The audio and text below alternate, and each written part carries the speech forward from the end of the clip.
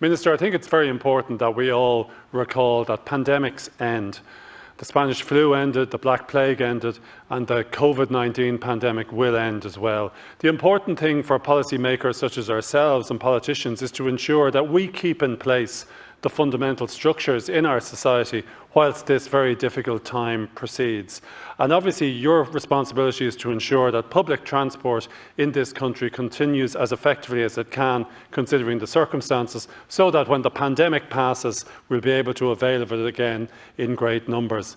One of the most depressing signs, I suppose, of the pandemic is seeing empty Dublin buses, empty Lewis's, empty taxis in the place. Very many people just do not have the work available to them to fulfil the roles that they play in public transport. One thing that you need to consider, though, Minister, is taking into account the possibility that we could give free transport on our public transport system to healthcare workers. That is something that is done in Northern Ireland to great effect, and I think it would be a good indication of the support that we as a society wish to show to our frontline healthcare workers if we were able to give them free travel on public transport as of now during the pandemic. Obviously, it's the case that those who generally avail of free transport, the people over 65 years of age, simply aren't using public transport to the same extent. The other issue, Minister, that you've been questioned on today, and you're going to have to give it very close consideration, is the imposition of mandatory quarantine. At present in this country, we are living under extraordinarily draconian restrictions.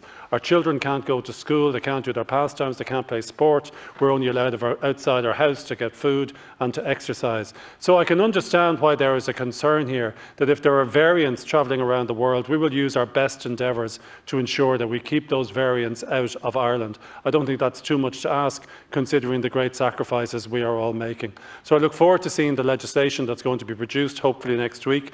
I know it's an important piece of legislation, but it is something that I think the Irish public expect to see the government work upon. Thanks again, First and foremost, it's getting through the immediate crisis. As Deputy Callan says, it will end, but particularly for the people in the tourism, travel, hospitality sectors, it's going to be particularly difficult because we're probably facing a second summer when we don't have a big international tourism season, and for aviation there's no end in sight for these measures in the coming few months, and that will present real difficulties. So managing that is going to be the first objective. Critically, we will absolutely support his follow-on and his call for the ramping out of electric vehicles, and also very much support his suggestion and hope to bring legislation on this to more flexible traffic management arrangements to improve particularly cycling behaviour and ability to manage our way on the streets.